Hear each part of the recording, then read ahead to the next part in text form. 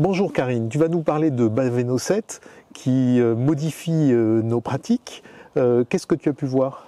Alors là, je vais surtout parler du bêta-bloquant de choix qu'on doit utiliser dans l'hypertension portale suite au ROCO de Baveno-7 et donc le carvedilol, qui a montré sa supériorité par rapport aux autres bêta-bloquants, nadolol ou propranolol. Et donc pour argumenter l'intérêt du carvedilol, j'ai repris une étude de la vraie vie. Rétrospective américaine sur une grande cohorte de patients. Ils ont repris 2300 patients cirrhotiques compensés qui sont sous bêta-bloquants.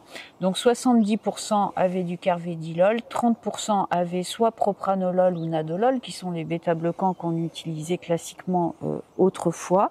Et donc le but de cette étude était d'étudier la survenue d'une décompensation de la cirrhose et la mortalité à un an selon le bêta-bloquant que le patient recevait.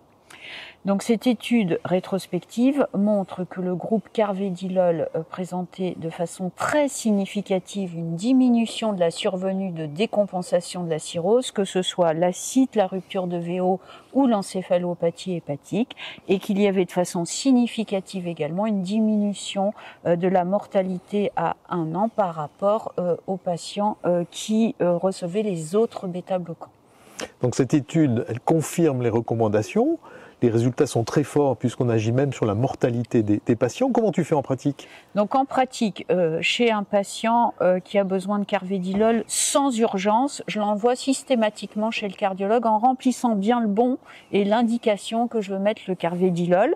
Et je débute à la dose de 6,25 mg matin et soir.